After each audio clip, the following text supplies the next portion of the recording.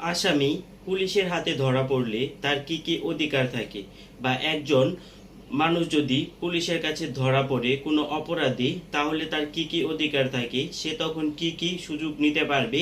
আজকের ভিডিওতে আমরা এই বিষয়গুলো জেনে নিব। ধরা পড়া মানে কেউ অপরাধী নয়। একজন আসামি আদালতে দোষী প্রমাণিত হওয়ার আগ পর্যন্ত সে আইনের দৃষ্টিতে সম্পূর্ণভাবে নির্দোষ। তাই পুলিশ গ্রেপ্তার করার সময়ও আসামির কিছু মৌলিক অধিকার রয়েছে।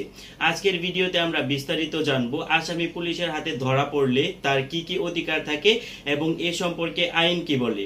গ্রেপ্তার হওয়ার কারণ জানার অধিকার রয়েছে যিনি গ্রেপ্তার হয়েছে তার।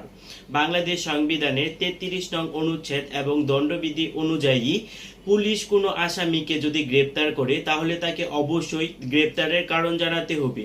কেন তাকে ধরা হয়েছে এবং কোন অভিযোগের ভিত্তিতে তাকে গ্রেপ্তার করা হচ্ছে সেই বিষয়ে তাকে অবহিত করতে হবে। চুপ থাকার অধিকার। আসামির জবানবন্দি দিতে বাধ্য করার কোনো সুযোগ নেই। তিনি চাইলে চুপ থাকতে পারেন এবং আইনজীবীর পরামর্শ ছাড়া কিছু বলতে তিনি বাধ্য নন। পরবর্তীতে তিনি চাইলে একজন আইনজীবীর সহায়তা নিতে পারবেন। গ্রেপ্তার হওয়ার পর আসামি চাইলে নিজের পছন্দ অনুযায়ী একজন আইনজীবীর সাথে যোগাযোগ করতে পারবেন এবং এটা রয়েছে সংবিধানের 33-1 নং অনুচ্ছেদে এই অধিকার নিশ্চিত করেছে।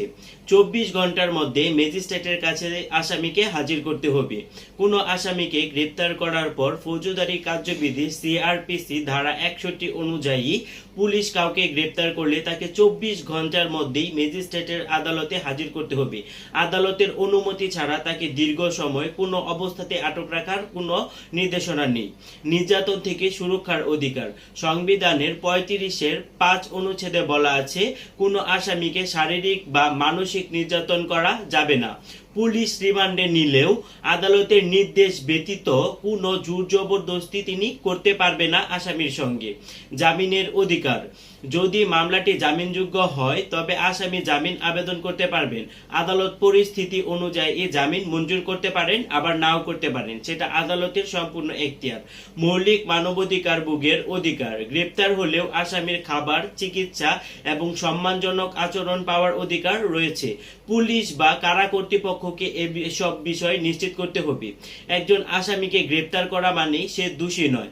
আদালতে অপরাধ প্রমাণিত না হওয়ার আগ পর্যন্ত সে আইনের চোখে সম্পূর্ণভাবে নির্দোষ। তাই গ্রেপ্তারকৃত আসামির অধিকার জানা শুধু আসামির জন্যই নয়, বরং নাগরিক হিসেবে তার জন্য খুবই জরুরি। আমার ভিডিওটি আপনাদের কেমন লাগলো সেটি অবশ্যই আপনারা আমাকে কমেন্ট সেকশনে জানাবেন। আর আমার চ্যানেল ল ইনফরমার বিডিকে সাবস্ক্রাইব করে আমার পাশেই থাকবেন। ধন্যবাদ সবাইকে।